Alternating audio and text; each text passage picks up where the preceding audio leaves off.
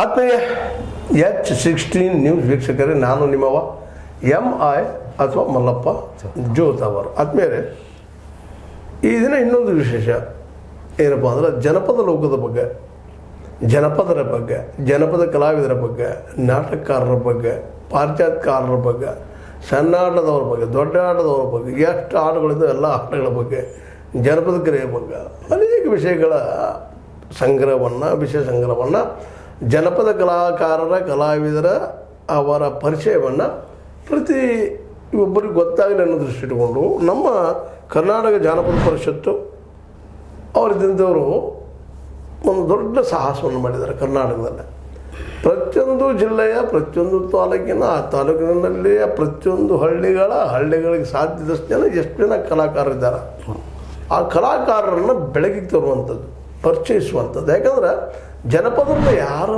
ಪರಿಚಯ ಮಾಡ್ಕೊಳ್ಳಿಕ್ಕೆ ಹೋಗೋದಿಲ್ಲ. ಆಡ್ತಾನೆ ಬಿಡ್ರಿ, ದಾಪಿನ ಆಡ್ದವಲ್ರಿ, ಇಲ್ಲ ಕುಣಿತಾನಲ್ರಿ, ದಾನ್ ದಟ್ಟಿಗೆ ಕುಣಿತಾನಲ್ರಿ, ಹಿಂಗೆ ನಾವು ಸುಸಂಸ್ಕೃತರು ಅನ್ನುವಂಥ ಜನ. ನಾವು ಅದ್ರ ಬಗ್ಗೆ ಒಂದು ಕೀಳರಿಮೆಯಿಂದ ನೋಡ್ತಾ ಇರ್ತೀವಿ. ಆದರೆ ಅದು ಈ ಲೋಕದ, ಅದರಲ್ಲೂ ಈ ಜನರ ನಡುವೆ ಬಂದಂಥ ಒಂದು ಕಲೆ. ಯಾಕೆಂದರೆ ನಮ್ಮ ಕಲಾಕಾರರು, ಅದರಲ್ಲೂ ಜನಪದ ಕಲಾಕಾರರು ಈ ಹೇಗೂ ಹೆಬ್ಬಟ್ಟಿನವ್ರು ಹೆಚ್ಚು. ಹೌದೌದು. ಯಾಕಂದ್ರೆ ಕೆಳವರ್ಣೀಯ ಜನ್ಯ ಜಾತಿಗಳಲ್ಲಿ ಇದು ಭಾಳಷ್ಟು ಕಾಣ್ತೀವಿ. ಯಾಕಂದ್ರೆ ಆರ್ಥಿಕವಾಗಿ ಅಭದ್ರಿರೋದ್ರಿಂದಾಗಿ ಇದ್ದಿದ್ರಲ್ಲಿ ಸುಖ ಪಡುವಂಥದ್ದು ಅದು ಭಾಳ ಮಹತ್ವದ. ಹಾಸಿಗೆ ಇದ್ದಷ್ಟು ಕಾಲ ಜಾಸ್ತಿ ಬಂದ್ವಿನ ನಮ್ಮಲ್ಲೇ ಹಾಸಿಗೆ ಹರಿದ್ರ ಕಾಲ ಮುಂದೆ ಮಾಡೋದು ಬರಲಿಲ್ಲ. ಯಾಕಂತಂದ್ರೆ ಹಾಸಿಗೆ ಹರಿದು ಮತ್ತೊಂದು ಕೊಳ್ಳೋ ಶಕ್ತಿ ನಮಗಿಲ್ಲ.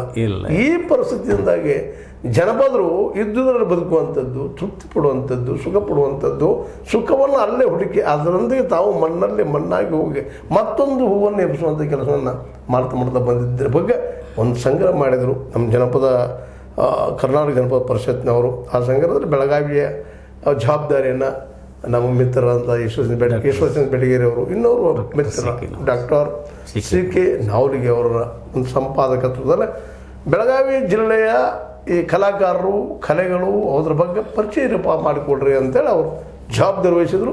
ಆ ಜವಾಬ್ದಾರಿ ವಹಿಸಿ ಅವ್ರ ಕಡೆ ಕೆಲಸವನ್ನು ಮಾಡಿಸಿದ್ದಾರೆ. ಮಾತ್ರ ಹಂಗೆ ಬಿಟ್ಟಿಲ್ಲ.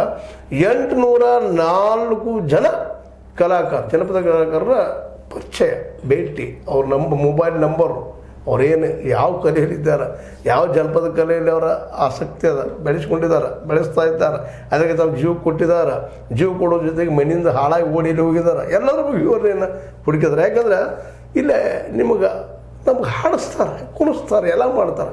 ಏನು ಕೊಡೋದು ಬಂದ್ರೆ ಅಲ್ಲಿ ಸರಳ ಹೋಗಿಬಿಟ್ಟಿರ್ತಾರೆ. ಇದು